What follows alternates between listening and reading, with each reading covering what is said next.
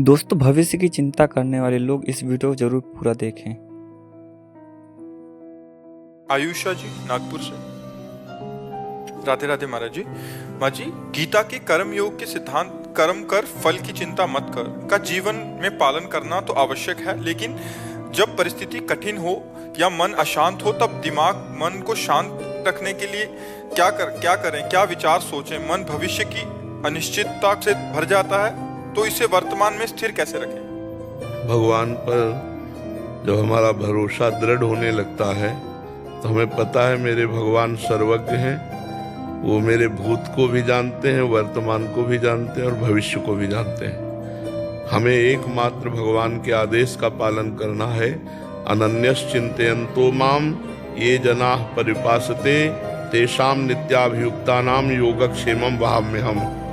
मैं योगक्षेम का वहन करूंगा, आगे मैं निर्वाह करूंगा, वर्तमान में मैं निर्वाह करूंगा, पीछे को मैं देख लूंगा। योगक्षेमम, जो अप्राप्त है उसे प्राप्त करा दूंगा, जो है उसकी रक्षा कर लूंगा। दूसरा कोई उपाय नहीं है। यदि भगवान का चिंतन नहीं है तो फिर डिप्रेशन में पहुंच जाओगे। यही चिंतन फंसाता चला जाएगा तो तुम्हें परेशान कर देगा। अनन्यस चिंतयन्तो माम, अन्य चिंतन त्यागो, अनन्य चिंतन भगवान का केवल करो। वो जो भगवान का विश्वास कर ले, भगवान की शरण में हो जाए, भगवान सबका भरण पोषण करते हैं। पूरा विश्व ब्रह्मांड उन्हीं का रचा हुआ है। अगर हम अपने विचार के द्वारा अपनी चाल, तो फिर हमारे विचार बहुत छोटे हैं, बहुत निम्न हैं और हम गिर जाएंगे। अगर हम अपने विचारों को भगवान से जोड़ देते हैं तो महान से जुड़ने के कारण जिम्मेवारी महान को हो गई। वो महान ऐसा है कि अपने शरणागत का प्रतिपल दुलार ऐसे करता है जैसे माँ अपने बचकरों सदा तिनके रखवारी, जिम बालक राखे महतारी। आप केवल भगवान का चिंतन करो, भगवान के भरोसे हो जाओ, आगे बहुत बढ़िया संभाल देंगे, बहुत बढ़िया। विश्वास में बहुत बड़ी ताकत, हर काम संभाल देंगे। इसलिए मुझे लगता है आप चिंता ना करो, चिंतन करो। किसका प्रश्न था? हाँ, भगवान का चिंतन करो, देंगे। भूत में जो गलतियां हुई उनको क्षमा कर देंगे। अहम तो हम सर्वपापेभ्यो मोक्षयिष्यामि मा शुचा। बिल्कुल आनंद। हम अपने जीवन की बात कहते हैं। भगवान की शरणागति परम आनंद, परम आनंद। अगर ना मिला होता तो हम महक से कह देते कि यार, जैसे कोई बाबा जी बनने आता है तो उसको कह देते बिल्कुल नहीं, बिल्कुल नहीं, घर जाओ ब्याह करो। बाबागिरी का मतलब समझते हो कोई खिलवाड़ थोड़ी, नाटक पाखंड करना तो खिलवाड़ है। बाबागिरी का मतलब समझते हो पूरा जीवन जलना, काम क्रोध लोभ मोह मद मत्सर हर से जलना, हर युद्ध। बिरला कोई भगवान तक पहुंच पाता है, और जो भगवान को प्राप्त हो गया तो परमानंद जानत तुम्हें हो जाए। फिर उसके लेकिन उस आनंद तक पहुंचने तक जितनी परीक्षाएं हैं, बैलेंस बना के चले तो बात अलग है, लेकिन सिर्फ भगवान अब बड़ी बात हो गई। अब मतलब अब जलना पड़ेगा, अब जल के आगे बढ़ना पड़ेगा। तो ये मतलब सब कोई कमांडो तो नहीं हो जाता है, नहीं। कमांडो तो कोई आर्मी में से विशेष छाटे जाते हैं। ऐसे ही जगत में कोई विशेष होते हैं जो विशुद्ध भगवान की भक्ति, केवल भगवान लक्ष्य, कोई साइड में किसी भी तरह का भोग मिश्रित नहीं, केवल भगवान। जिनके एक भरोसो, एक बल, एक आस विश्वास, एक राम घनश्याम हित, चातक तुलसीदास। चातक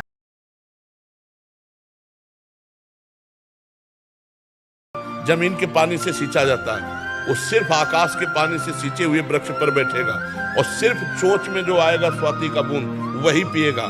वो गंगा जल में एक बाण मार के गिरा दिया चातक को, तो ऐसे चोंच किए था।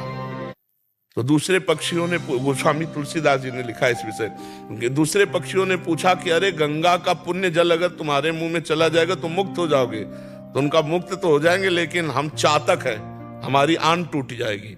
मैं सिर्फ आकाश से बरसे हुए स्वाति जल को लेता हूं, नहीं तो इसीलिए गर्दन उठा के मरते दम तक हमारी चोंच में गंगा का पानी न चला जाए। ये एक राम घनश्याम हित चातक तुलसीदास। चातक की तरह भगवान में चलना ये थोड़ा कठिन बात है, लेकिन भगवान बल देते हैं, वैसे चलाते हैं। तो भगवान का नाम सर्वमंगलकारी है। हाँ, ये कुछ परिस्थिति कुछ समय के लिए ऐसी आती है जिसमें लगता है कि हमें भगवान क्या रक्षा नहीं कर रहे, क्या भगवान हमारे साथ नहीं है क्या, मतलब ऐसी परिस्थिति आती है। अब जैसे 12 वर्ष का वनवास, 1 वर्ष का अज्ञातवास, महाराज युधिष्ठिर को। कुछ परिस्थितियां ऐसी भक्ति के जीवन में आती को, पर जहां भगवान का आश्रय हुआ तो प्रकाश हो जाता है। द्रौपदी जी पहले अन्य का आश्रय लिए थे और जो भी देखा अब तो वस्त्र हटने वाला है, तो हे गोविंद द्वारका, बस खत्म खेल।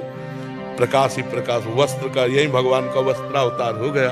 तो हम लोग कुछ ऐसी परिस्थितियां आती हैं जिनमें ऐसा लगता है कि पता नहीं भगवान है भी कि नहीं, भगवान हमारा सहयोग कर रहे हैं कि नहीं। एक एक परिस्थिति उनके द्वारा पास होके आ रही है, वो देख रहे हैं, बिल्कुल चुप रहो, उन्हीं के आश्रित रहो, परिस्थिति ऐसे निकल जाएगी। पक्का मानिए, पक्का मानिए, बहुत कृपालु भगवान है। हमसे लाख अपराध बने तो भी वो अपराध नहीं मानते, ऐसा कृपालु। जन अवगुण प्रभु मान न काऊ, दीन बंधु अति